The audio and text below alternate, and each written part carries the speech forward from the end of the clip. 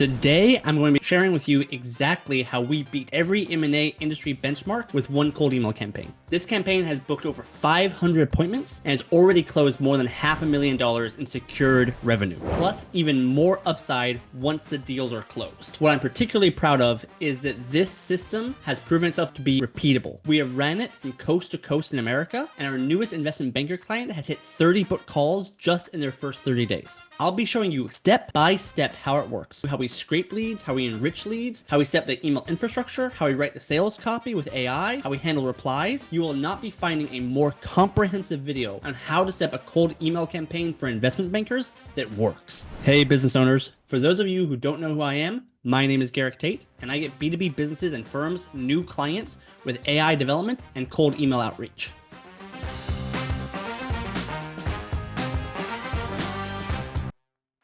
All right, so first of all, to share some proof, these are real appointments that we've generated from this campaign. You can see here we booked over 500 appointments just for our investment banker clients. Actually, now you can see here it's almost 600 as of the time of this recording. And you can see, if I highlight everything here, you can see we've actually booked 40 appointments just in this last week, which I will admit is a bit abnormally good, but is definitely within the realm of our track record. Once again, this has resulted in over $500,000 in secured revenue. So that's not even mentioning how much upside there is for the M&A advisor after they close their mandates. And show this off in the context of a new client. Here you can see the number of appointments we have scheduled for a new client in their first 30 days. Here you can see we actually scheduled 31 appointments in their first 30 days. So how do we do it? Well, let's break it down. The way we break down every campaign is down to 5 elements. Your product market fit, your lead list. This is including who you're targeting and how you get their contact information. Your email infrastructure. This is all about your deliverability. The messaging, or as I like to really think of it, the message market fit. And your inbox management, or how you handle replies, how you actually book the appointments. Let's break that down step by step. All right, so this will be the shortest section of this video. So I've made a full video just about product market fit. You can watch it somewhere here. And that video breaks down how we think about product market fit and why we say it's so valuable. So for this campaign, the service we are selling is that of investment bankers. The lead list we're targeting are business owners who are doing between 1 to 10 million EBITDA every year who want to sell their company. So how hard is it to find their emails? So first, where do we scrape leads? So for our investment banking campaigns, we actually scrape leads from multiple sources. We get some intent data from ListKit. We scrape local businesses a little bit from Google Maps. So to be honest, that's not used as much. But where we get most of our leads, and frankly, where we get all of our leads in the beginning, is from Apollo. So that's the best place for us to focus on for this video. Let's dive into it. All right, so here we have a real Apollo filter set that we actually use in our campaigns. This is probably our base filter set that we then create different derivatives of depending on exactly which submarket we're targeting, et cetera, et cetera. We actually call these filter URLs because helpfully both in LinkedIn Sales Navigator and also in Apollo, all of the filters are installed directly inside of the URL. And what that means is then we can take this URL, share it with different team members, share it with different data vendors, scrape it, use it in different ways. So that is a good way that Apollo, LinkedIn, and I think also Zoom Info structure their data. So let's dive into the actual filters we have right here. So the very first filter we use here is for job titles. So for this one, we use, you can see here, owner, CEO, founder, president, chief executive, partner, and managing director. And from all that, we just remove anything that references vice or VP or assistant, since there are many times people have the job title as like assistant, partner, or vice president, or assistant executive, etc., etc. So we just remove all those folks. Also, an important note, we're going to be talking a little more about how we enrich the emails later, but for the purposes of this, it's really important that we just try to get every single lead that we possibly can. That means we're not trying to just get the verified emails, we're trying to scrape everything. So that's an important note. Time in current role. This is a really important one. So when it comes to the world of investment banking, the reality is most people only want to sell their business at near the end of their life cycle, when they're kind of fed up with it or are ready to move on. So in order to target those people, we generally use one of these two filters, either the time in the current role or the total years of experience. Sadly, in Apollo and LinkedIn, which, by the way, Apollo is really just a glorified wrapper around LinkedIn data. That's really how they get 90% of their data. These platforms don't let you filter based on age. Instead, it's really total years of experience. So we use this as a proxy, assuming that most people start their first job, let's say out of college, out of high school. They start their first job between 18 to 22 years old. let's say. So we just assume that they start at 20 and then add the total years of experience. So if we want to target people who are in their 50s, we put the minimum year at 30 years here. For the purposes of this filter, though, we just had a minimum of 15 years in the current role. That's worked well for us. To be honest, scraping anybody who had a minimum of 10 years would also be effective.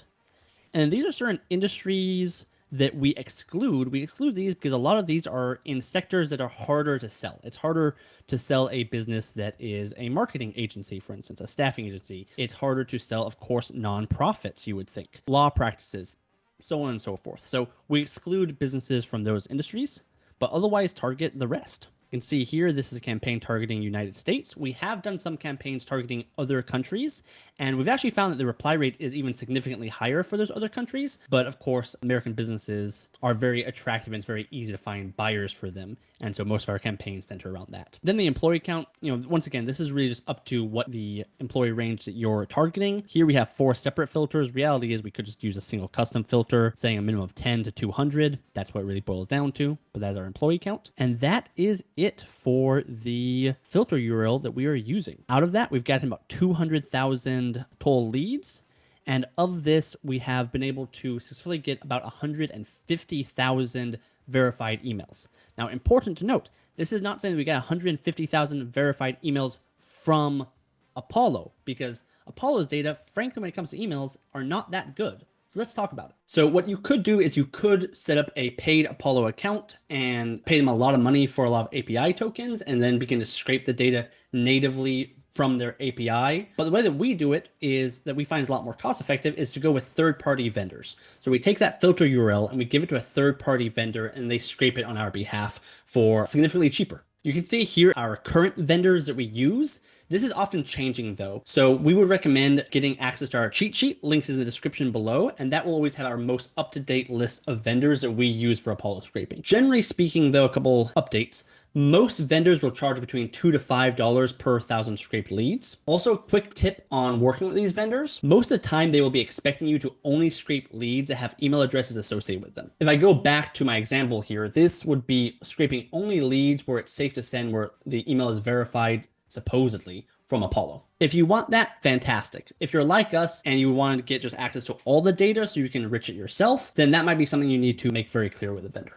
That brings me to my next point. Once you scrape the leads, it's time to enrich it with email addresses. And just to clarify, we will take the email addresses that Apollo gives us if we double verify it ourselves. It's just that we are happy to also enrich the emails ourselves with emails that Apollo might not already have. In fact, very often those leads are actually better because if their email address is on Apollo, they're probably getting emails from all sorts of different agencies and all sorts of different vendors. And so finding your own email addresses is a really profitable way of going about it. So how do we enrich leads? How do we get their email addresses and verify their email addresses? So we use a mixture of Million Verifier, Zero Bounce, Scrubby, and Better Contact Rocks. 2 other tools we might swap out in the future is Million Verifier for lead magic and Scrubby for bounce ban. But for now, this is our tech stack. So here I'm going to be laying out how we go about this process, but let me just explain it to you how you would do it first manually. So you would take the entire CSV of all the leads you scraped from Apollo. You would then pass it into Million Verifier, verify all the leads, take those leads where it says the emails are valid,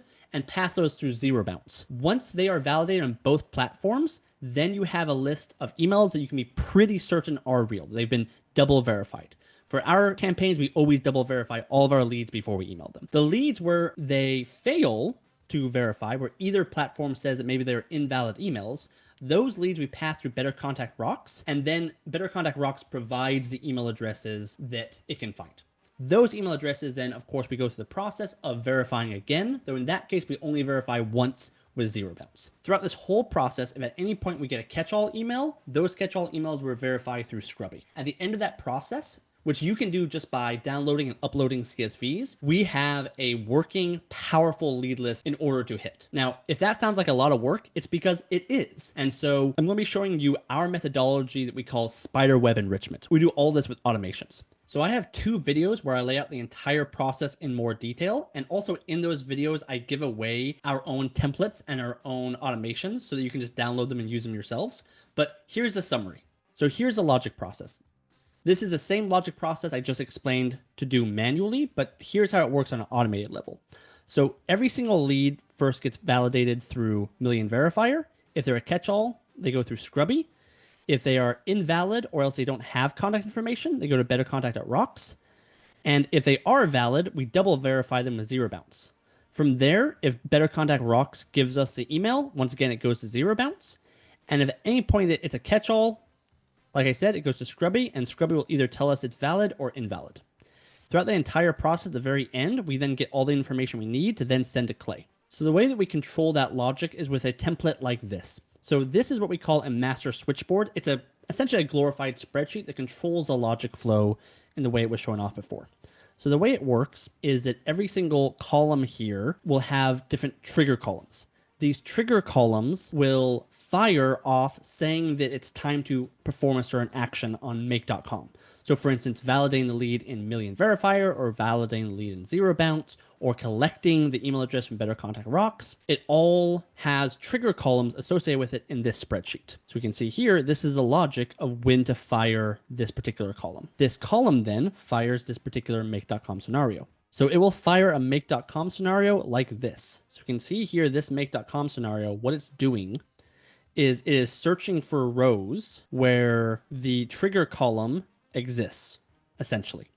And then it verifies in Million Verifier, and then it returns the value here. Now, I know that was a lot of data to absorb very quickly, but suffice to say, I have released 2 videos showing exactly how it works step by step by step.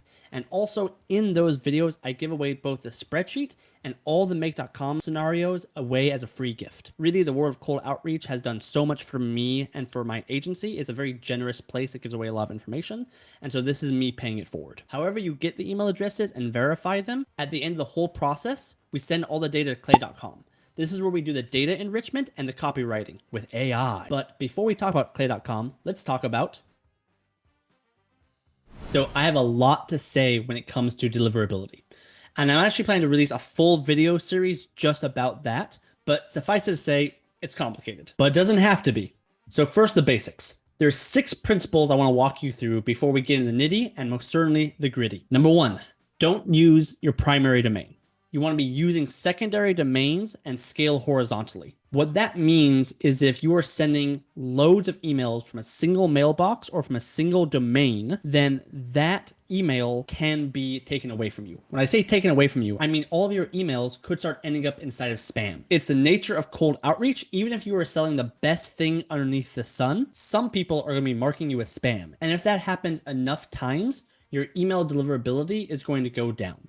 And so because of that, you never want to threaten your primary domain.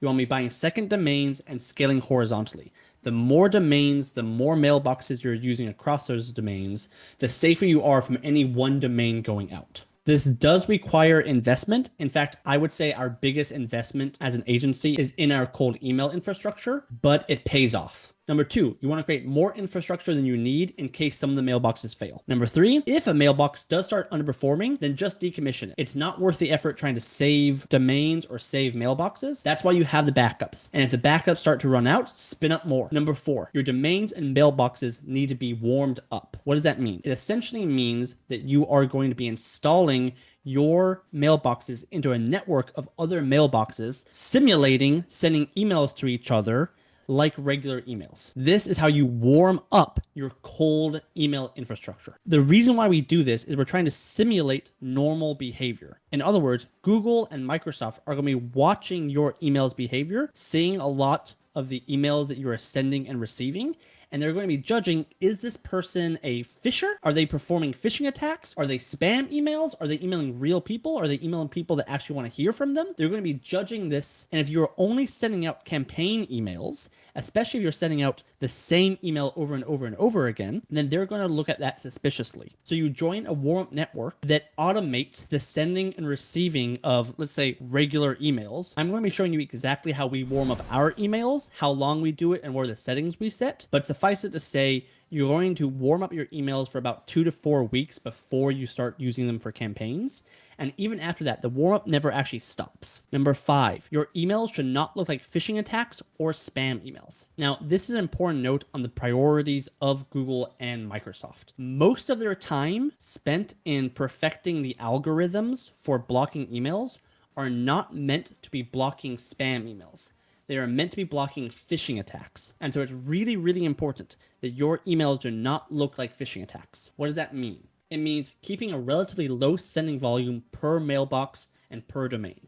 If you're sending off 1,000 emails from a single mailbox, that's not human behavior. It also means including no links inside of your email. This is a tough one sometimes. In the initial emails you're sending out, do not include any links. Instead, you only provide the link after someone has responded. It means only going with plain text. Don't put images or any sort of open rate tracking or link tracking inside of your emails. Just a note, this is actually really painful because it used to be that you get incredibly good data for improving your campaigns by tracking your open rate. But in the modern age, it's just not worth it. You want to keep your emails short, preferably about 70 words or less. You want to be avoiding spam words. For this, we use a tool from Mail Meteor that shows off the spam words inside of your copy. You want to remove those and replace them with others. And lastly, you want to vary your copy up. Think spin text or AI customization. We'll be talking about AI more later in the video, but continuing on deliverability. And the sixth principle for keeping your email deliverability good is you need to be not marked as spam and preferably generating positive responses. But that's going to boil down to your product market fit and your message market fit. Essentially what I'm trying to say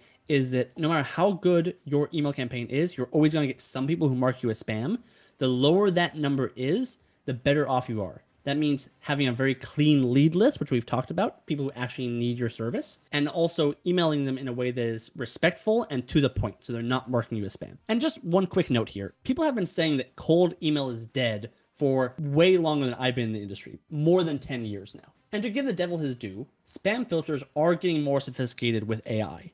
People are getting more and more bombarded also as AI is being used in more and more cold email campaigns. But that being said, spam filters can never shut it down entirely because people still email each other out of the blue. Google and Microsoft do not want to shut down this form of communication.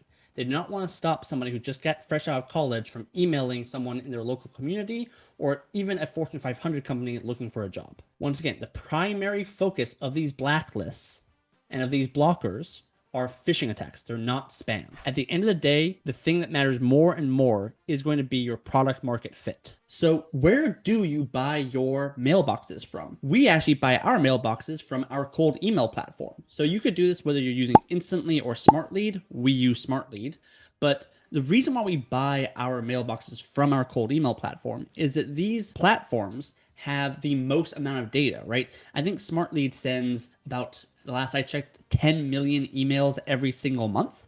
So when you're sending that amount of volume, you're seeing what works and what doesn't. You're seeing macro analytics on all of the details on where your mailboxes deliver to. And therefore, that's why I trust the vendors that are endorsed, I want to say, by these platforms. With that being said, we also do our own testing. We actually buy mailboxes from about 7 different vendors overall. We find that having a high diversity of vendors is extremely helpful in the world of cold outreach, because if at any point something in the algorithm changes or something in one of the vendors goes wrong, we always have a high diversity of other vendors that we can select from. That works out very well for us.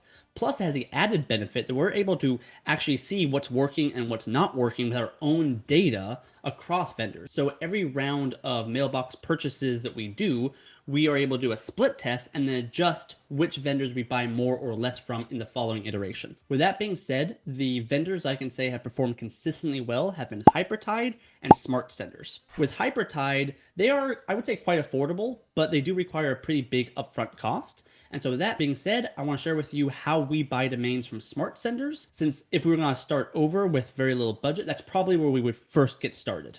So let's dive in. So the first thing you need to decide are what are the domains you're going to buy attached to your mailboxes. It starts, as many things do, with ChatGPT. So you're going to go to ChatGPT and post something like this.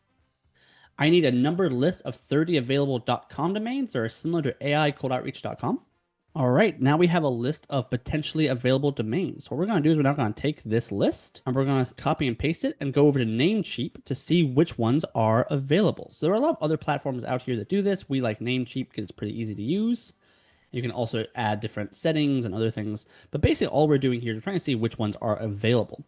So for instance, here we have AI Cold Outreach Pro. Let's use that. Seems like that's available. And now we're going to go over to Smart Senders to actually buy some mailboxes for this domain. Reminder, Smart Senders is associated with SmartLead. SmartLead is our vendor of choice and is something we're going to be showing more throughout this video. That being said, if you're using Instantly has a similar service, but I want to show off Smart Lead because that's what we do ourselves. So when you log into Smart Lead, you're going to go down over here to email accounts on the left-hand side, and you're going to click here, purchase mailbox. From here, you're going to see different vendors are endorsed by Smart Lead. So for instance, here we have Gmail sold by Pager AI. We have also Gmail sold by Inbox Kit, Outlook sold by Inbox Kit, so on and so forth. So we would actually recommend, based on industry data, and I can verify this is also what our data shows, is that generally speaking, Google mailboxes are the best. Now, if you're at our scale, you want to have diversity because any given month, these things can shift, and it's really valuable to have a diversity of mailboxes. But if we were just getting started and we just had a small campaign we're running, we would start off with Google. From here, you want to pick which provider you want to go. So we could go with Pager, Inbox Kit, or Zapmail. Based on our last test, all of these vendors perform admirably. But that being said, I would give from our own personal data, Inbox Kit has the slight lead. So that's what we're going to proceed with. So this is where you're going to enter the domain that you selected before. In our case, AI called Outreach Pro search domains. Then you're going to select the one. You can select multiple. With that being said, we'll just do one for this example. Save and next. You're going to then enter your name. All right, with that's done, we'll move on next. So next is contact details. They're all taken from the account that we have. Save and next. And then you can see the generated mailboxes. So we actually do generate 3 mailboxes per domain. The reason why we do that is that in our testing, there's no difference between having 3 mailboxes per domain versus 2 mailboxes for deliverability purposes. But we don't want to go up to 4 or 5, that we probably could. The reason why we don't want to increase to 4 or 5 is because if a single domain goes down, then it takes a lot of our bigger chunk of our infrastructure with it. And so we just like to have a slightly higher diversity. So that's why we have 3.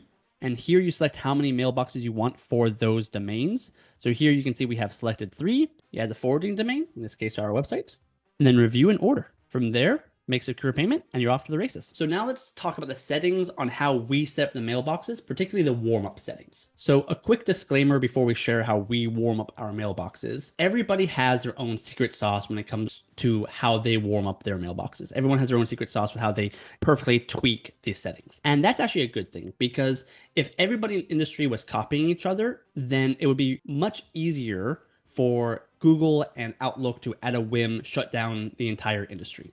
So it's a good thing there's some diversity in how mailboxes are warmed up. Well, actually, we use multiple warm-up protocols and we test them against each other, but this is our go-to, and that's what I'm going to share today. So here's a real account that we purchased just earlier this week.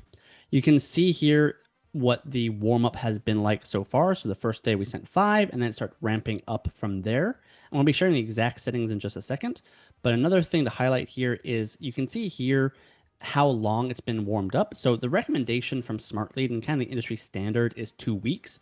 We warm up all of our mailboxes for a total of 4 weeks, but you can see here how close it is to finish its initial warm-up, which is just a 2-week initial warm-up. So these are the settings that we recommend. You can feel free to just pause the video and replicate from here, but the basic idea is this.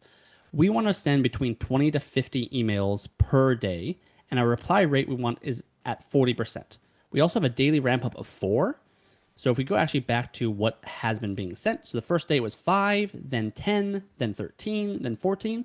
So you can see here that Smart Lead is actually randomizing. It's not perfectly ramping up by 4 every single time. I remember actually Smart Lead used to do that. It was kind of funny because almost everything in Smart Lead with its warm-up is slightly randomized. So it'd be a little bit weird. It was like exactly like leveling up by 4 every single day. But now it looks like it is improved, it's more randomized, but you can see on average it's ramping up by about that amount. And what this is doing is it is essentially emulating a real account warm-up. So it's starting to send more and more emails every day, it's starting to get replies every single day, and that's simulating like a regular mailbox. From there, for the daily target, this is actually a setting that matters a lot more if you're using Hypertide. I remember actually Hypertide was, I believe, is the one that actually got Smart Lead to implement this feature. For most accounts, though, if you're not using Hypertide, you're just going to drag that as far to the left as possible. And then the rest of this, we just leave alone. If you are only sending emails on weekdays, you might decide to check this off. But to be honest, we send warm-up emails even on weekends, even though for us, we just send emails on weekdays only. So we just leave this checked off pretty much no matter what. But that's something you can test out if you'd like. So those are our warm-up settings when we're just warming up an account. But once the account actually goes live, that's when we typically change things up a little bit. So once the account goes live and actually starts becoming part of a campaign, we have the settings set to it's sending 20 messages per day. So we have to remember that's going to be on top of the warm-up emails, which means if we're sending between 20 to 50 warm-up emails, as well as 20 regular, let's call them campaign emails, we're actually sending between 40 to 70 emails per day, which is a bit high. So the way that we combat that is that if the campaign is live, we will change it down to 12 to 20. But with that being said, we have a dramatic increase in the reply rate. So we want it to be, well, Google and Outlook don't even really notice a dramatic difference for when the campaign turns on. And so because of that, we increase the reply rate up to like 90%. Because if you think about it this way, let's pretend that you turn on the campaign and you have a very low reply rate. Heck, actually, to be honest, in the world of cold outreach, a high reply rate would be something like 8% to 10%. So even if you get like 8 to 10%, and more likely you're going to be getting significantly less, your total number of replies will be dropping down a lot if before it was 40% with 20 to 50.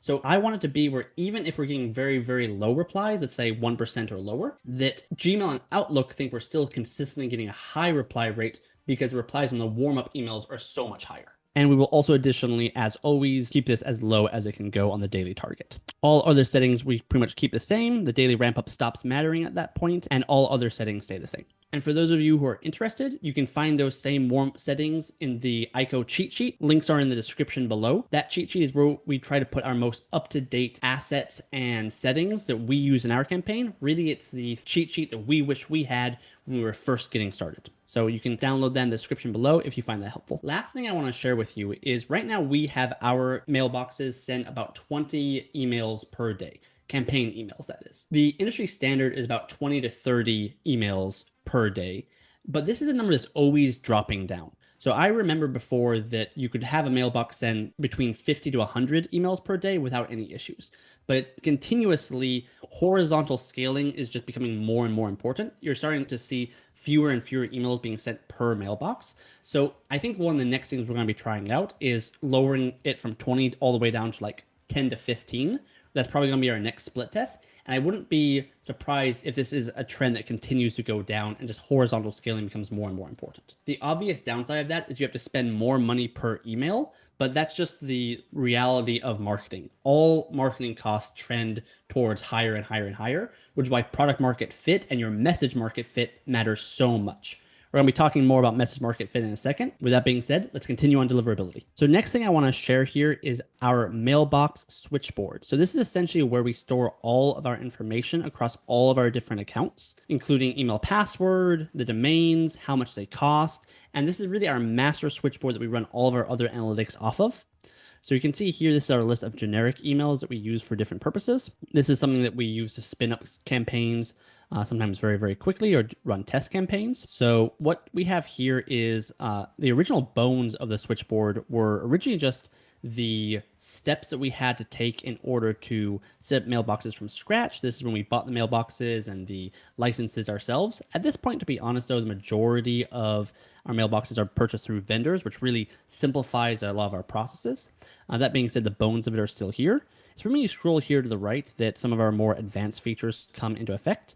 So we run on top of this spreadsheet a series of automations every single day. So we're checking to see if all of these mailboxes are working correctly, that there's no issues, no bugs with them, that they're still sending emails appropriately. So we have over 1,000 emails on this list. And you can see here, this is our summary cell. There are about 75 different mailboxes that have some sort of failure rate. So we include that in our analytics. We decommission them, we start up new ones, and the process continues. Over here, also all retrieved from the Smart Lead API are all the analytics on the emails. So that includes when they were created, when the warm-up was created, how many warm-up emails have been sent, what our warm-up settings are, so on and so forth. And over here, then on the very far right, we also use this part of the switchboard to be able to update mailboxes in mass. So what I was sharing before, when you're converting a mailbox from pure warm-up to actually starting to send campaign emails from it, you need to be able to convert all those. Now, Smart Lead actually makes that pretty easy. You can do that from their user interface. But when we have this many mailboxes across this number of campaigns, we like to automate that so that the second it gets added into the campaign, it automatically updates from this spreadsheet. So we have different settings to automate that whole process and make it all possible. So that is how we are basically able to move so fast across so many different client campaigns and keep deliverability very, very high. Now, obviously, I'm just scratching the surface of our automations, explaining kind of what we do, not exactly how we do it. Let me know if you want a follow-up video just on how we set all that up. Measuring mailbox performance. You have to do this because you have to pick the winners and the losers. Essentially, you want to see which mailboxes are underperforming, cut those out, because they're going to be a cancer inside of your overall campaign's performance. And then you want to see the mailboxes are performing very well, see how those were set up, see what vendors you had purchases from, and get more of those. This is critical for long-term deliverability. And it's why we've been able to have some campaigns last for an entire year and still have great results the entire time. Doing this in practice, though, is quite challenging because you don't have access to all the data that you need. Essentially, when you're sending an email to a real prospect, you cannot tell if that is arriving in spam or arriving in their primary inbox. If you could see that, it would make our lives a lot easier. So what are the KPIs that you should be tracking? We track 4 KPIs when we were deciding whether or not a mailbox is worth decommissioning or not. We track its bounce rate, its warm-up performance rate, its placement test performance rate, and our reply rate. Let's go through those one step at a time. So bounce rate. While you can't see whether or not your emails arrive in spam or not, you can sometimes see if your emails experience a hard bounce. We have sometimes seen a single mailbox with a 90% bounce rate. At that point, we're pretty sure that email has just become blacklisted. Extra note on this. Additionally, on top of tracking bounce rate, you can also track whether or not your mailbox is on blacklist or not. That being said, we've gone down that rabbit hole before, and we found that the juice is really just not worth the squeeze. There are hundreds of blacklists out there, and being able to tell which ones it matters and which ones don't matter is ultimately a fool's errand. Number 2 is your warm-up performance rate. Your warm-up performance rate is what you see here. So essentially, because Smartly does actually control the mailbox on the other side of the send, it can tell you whether or not you arrive in spam or not.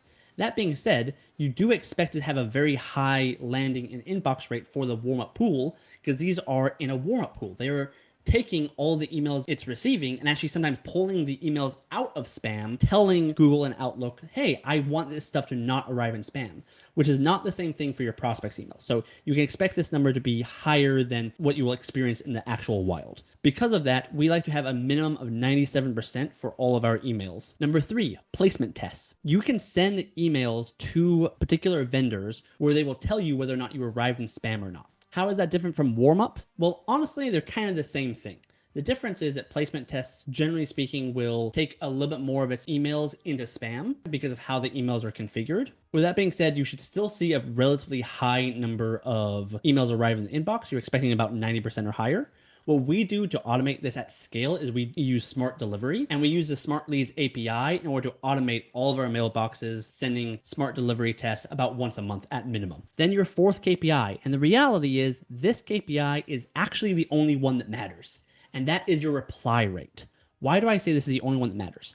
Because if you're getting a high number of bounces, if your warm-up performance is saying it's very low and all your warm emails are arriving in spam, if your placement tests are all arriving in spam as well, but your reply rate, real humans are responding to your message, you don't care. So the reply rate is really what matters. So why do we even track the other stuff to begin with? Well, it's because you need to hit a statistically significant number of email sends before you can tell if your reply rate is above average or below average for any given mailbox. In other words, if your average reply rate, let's say, is 5%, and you've had one mailbox send 10 emails and no one's replied, your reply rate is 0, well, that doesn't really mean anything because you haven't sent enough emails from that mailbox to be confident one way or the other. And so we like to have a minimum of between 300 to 500 sends on an email before we can start really trusting the reply rate and seeing if its reply rate is above or below our average for that campaign. So what's the general heuristic that we use?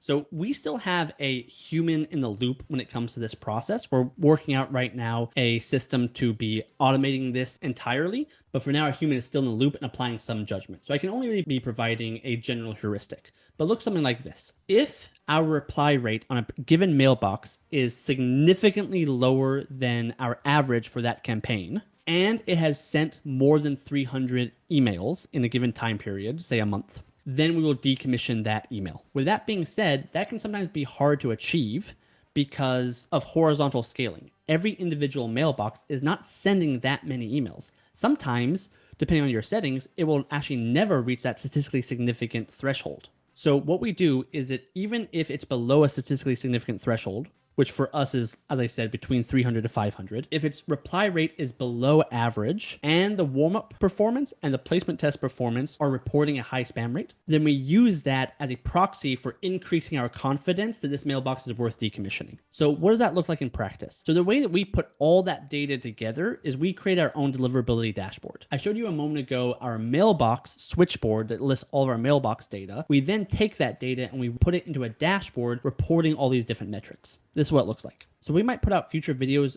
just talking more about how we built this and all the different ways that we use this, but this is our deliverability dashboard. So every single one of these rows is itself another domain. So we just summarize all of the mailbox's performance per domain. And you can see here the KPIs we have for that domain, the total number of sends, the bounce rate, the reply rate, and then we ultimately sort the number based on the reply rate. So then if you scroll down here, we can see those emails or domains that are performing the lowest, and then we can take a look at those and see if we have statistically significant number of sends to then take some sort of action. If a mailbox looks like it's not performing well and we've sent a high number of emails, like I said before, this is a mailbox we might decommission. If it hasn't sent a high number of emails but still reply rate is very low, that is when we'll look at the information that we have. In this case, it looks like this is a new mailbox that was probably not created too long ago, so we actually don't have any information on its placement test. It looks like there's been no placement tests. That would be found here. So let's actually find an example where it hasn't. So right above it, this is a domain that we've sent some placement tests for. And you can see here, its spam rate is 43%, which is not so good. So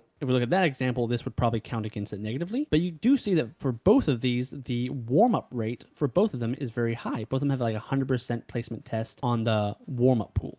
So as I said before, there's a lot of data that all comes into this, but for us to cut through the noise, these are the metrics that we are continuously looking at when we are deciding what to decommission and what to keep going. The fourth pillar of a great campaign is your messaging, or as I like to call it, your message market fit. First of all, the elephant in the room. Your message market fit is really only as good as your product market fit. Or I should say, it really can't be better than your product market fit. Your messaging is always going to perform better if you are offering something that is truly valuable and preferably uniquely valuable. Your copy should provide proof and preferably show some sort of risk reversal. Remember, you're going to be converting cold traffic, so you need to be able to build trust quickly. It's easier to do this if you have testimonials, case studies, or some sort of a guarantee. And that's just a fact of it. With that being said, we've generated over 500 appointments for investment bankers who did not have an amazing guarantee and did not have more testimonials than their competition.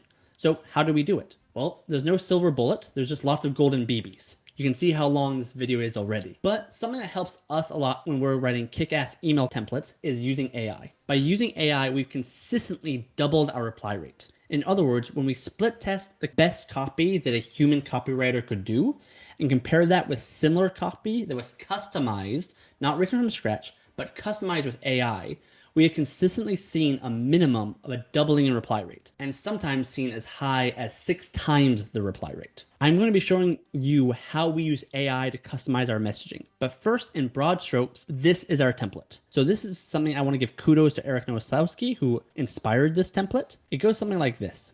Here is a regular template that we use. So it started off with just a basic, hey, first name, and then dive right into a recency waterfall. So what do we mean when we say recency waterfall? Once again, kudos to Nowoslavsky for inspiring us with some of these ideas. But essentially a recency waterfall is when you are using a waterfall to check a series of things on their LinkedIn. So you're checking to see, were they recently hired at a new company? Have they recently made any posts? Has their company made any posts? You're checking all of these different things that might have affected them recently that you can comment on in the early part of the email. From there, we add any static copy that we're going to be testing for the campaign before the next line has another AI generated segment that describes how the product or service specifically applies in their use case. And then from there, just another line for split testing before we go into the signature and the PS. In the PS, we do also add a compliment about something that we found out about them, and that definitely improves our performance on the mails. Okay, so how do we do this? How do we do all of this with AI? Well, we use a tool called Clay. Let me show you a preview about how this works on Clay. So this isn't going to be an end-to-end tutorial about Clay. You can see somewhere here for the link to the video where we do just that, but I'll give it a quick update on some of the ways we organize our clay tables, and how we do some of the things I was showing earlier. So what Clay is it's a place to organize your automations per prospect. Essentially what it is a spreadsheet where every single column is another API call. You can see here that these are leads that came from our system that were added in. And the very first thing that we do is we scrape their LinkedIn for additional information. Once we scrape that, we use AI in order to determine that we're referring to the correct business. We're isolating their job title. And then we're getting a summary also written by AI about all the information we have on them from their LinkedIn and also from their website. This here is where we also add some additional details that we scrape from their website with a secondary prompt. And all of this gives us a rich amount of information that we can then send to the next few AIs when they're customizing specific messaging or specific lines. The way that we organize Clay that has really been a game changer in just the last 3 months is that we organize it based on groups at this point. And we actually templatize everything we want to do with groups. So every single one of these you can see here is another group. And the way it works is that all of our clay tables have the same opening segments. These are the parts where we scrape and enrich regularly used data, such as their LinkedIn summary, website summary, where we normalize various variables. But then after that, every single line that we might put into an email has a single group associated with it. In this case, this is where we create a line based on a LinkedIn post they might have made, or the new leadership hire, a company post, their phone number, if we can find it, the number of years they've worked inside the company. We would also add in something else, like if they were recently hired by the company, etc. And then we put all of that into a line one merge. And this line becomes the waterfall that's used. So you can see here the logic of it will go through a waterfall of which line it's going to take from. All that information is then taken and sent directly in a smart lead. And this is a real master table that we actually use for our campaigns. We've already made a video before with tutorials about how we use Clay, so I don't want to repeat too much here, but if you want an updated tutorial, leave a description down below. We come now to the last pillar. This is how you actually convert warm leads into real sales appointments, and by extension, revenue. Most people don't know how to convert leads into appointments. So we handle this entirely for our clients. And I would say, honestly, besides our technical background and AI approach to things, this is probably our main strength as a company. Since we made this a core part of our offer, we have crushed it in booking rate and also show up rate compared to the leads that we just hand over to our clients and have them book themselves. Our slogan is, we get leads in your calendar, not in your inbox. So what is our secret sauce? Why am I so proud of our abilities with inbox management, with our abilities with converting leads? So we really have 3 assets that I think really define how we approach inbox management. And so that's what I'm going to be showing you today. Our first main asset is our lead categories. We train our inbox manager to first categorize every lead that replies and then handle them according to our system. First, I want to shout out Nick Abraham for inspiring this system. So the categories that we use are divided into positive, neutral, and negative. Quick note, generally speaking, anyone who replies not saying to leave them alone, we categorize as positive. So the categories are meeting request. This is when someone replies saying, yep, cool, book me a meeting. These people, we love these people. Info request, this is when they're asking for more information, particularly information that we feel like we can actually answer. Referral request is when they say that maybe they aren't the right person to contact, but they tell us someone that we should. Future requests, these are people who say that they are interested, just not right now, and want us to reach out to them again in the future. Client custom request, these are the people that is frankly very often just the same as info request or something similar to it, where we don't know how to respond on the client's behalf. So these we typically will put the client in the loop, either chatting them or emailing them, along with our draft of how we want to reply, but we really feel like we need their approval before we can. And the 6th is interested. Frankly, this is really just a catch-all for those that don't enter the other 5 categories. For neutral, we have automated reply. This is when we get a reply that wasn't from a human. Out of office, which is often also automated, but has particular connotations. And wrong person. This is when they reply saying that they are not the person we thought they were, but they don't actually refer us to the right person. So the reason why we mark these as neutral as opposed to positive or negative is because it doesn't really matter for our messaging. In other words, we partially use these metrics to track whether or not our messaging is good or bad. If we have a very high positive percentage, that means our messaging is probably good. If we have a very negative percentage, that means it's probably bad. This is essentially something where we can't really blame the messaging one way or the other for it. It's kind of outside of the messaging's control. And so that's why we categorize these as neutral as opposed to negative. And lastly, we have not interested and do not contact. So not interested, these are people who are saying that they obviously aren't interested, but are not asking us to unsubscribe them, or else for some reason we think we can reach out to them again in the future.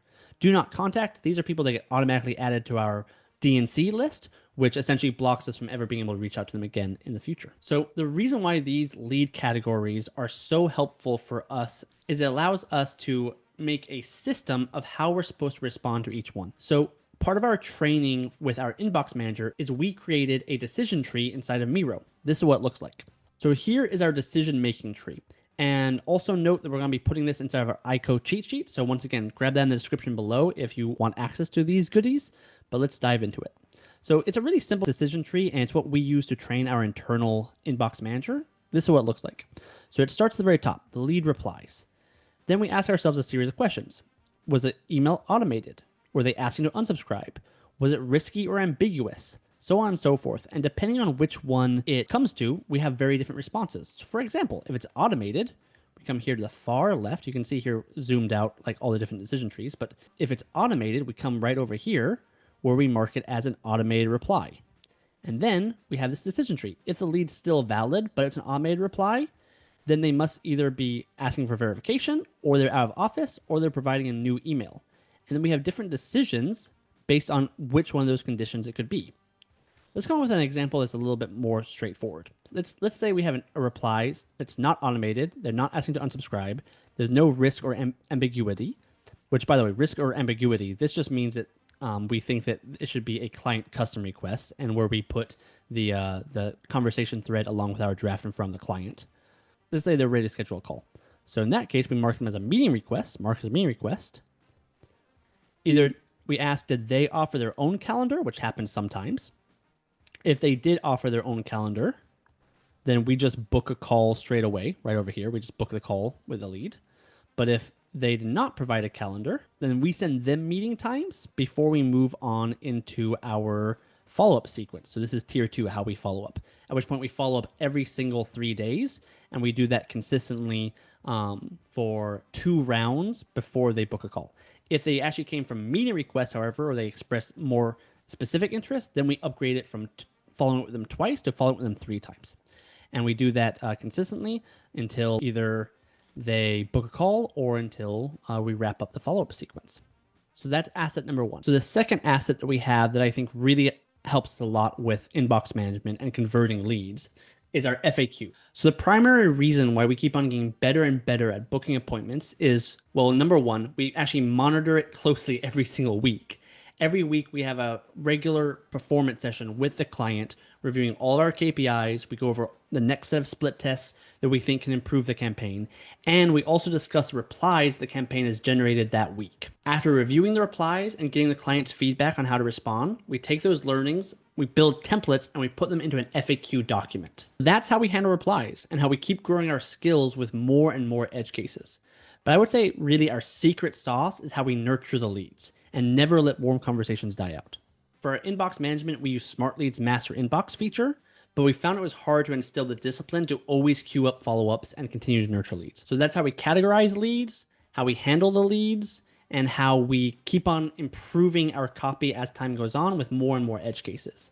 But none of that matters if you don't follow up with the leads and continue to nurture them. Most people don't book with you in the very, very outset. You have to continue to follow them over and over again and make sure your warm conversations don't die out. For our inbox managers, we use Smart Leads Master Inbox feature, which is a fantastic feature, but we found it was really hard using it to instill the discipline to always queue up follow-ups and continue to nurture the leads. What would happen is that a lead would often respond with a lot of interest, and we'd respond to them offering them some times, but unless they booked right away, after that, the conversation would just die out. I'm guessing that sounds familiar. So we had to build our own internal reply database spreadsheet. So what that does is that every time we get a reply from Smart Lead, it automatically goes into a simple tracker. So this is our reply database.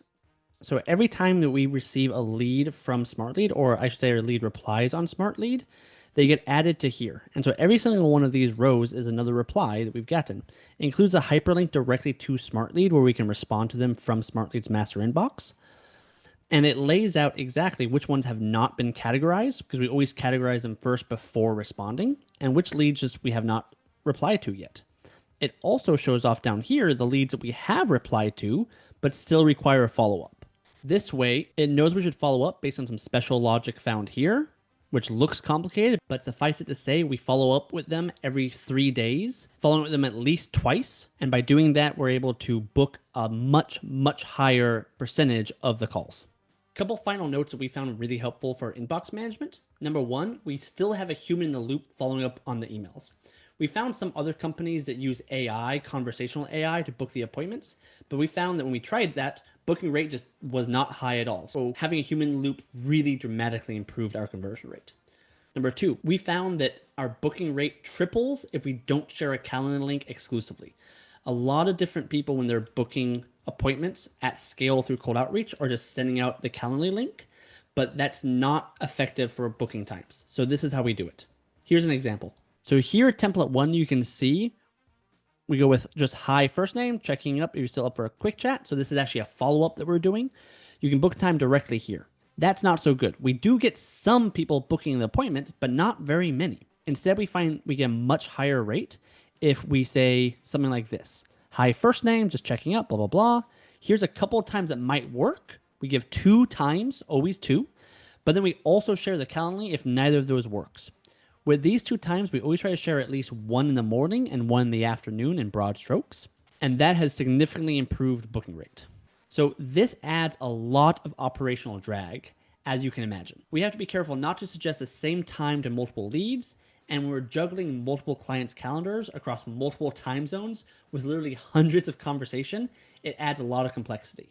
But the results speak for themselves. The way we keep track of what times we've suggested and what times we don't want to double book, it's via proprietary Calendly integration we call Calendly Tracker. You can see here this is actually a Calendly tracker that is integrated in one of our clients' calendars. And you can see here, these are all the times that we've already booked for them. And if we scroll down here, even more book times. Additionally, the times that we are still reserving for appointments that we are trying to get scheduled at this point.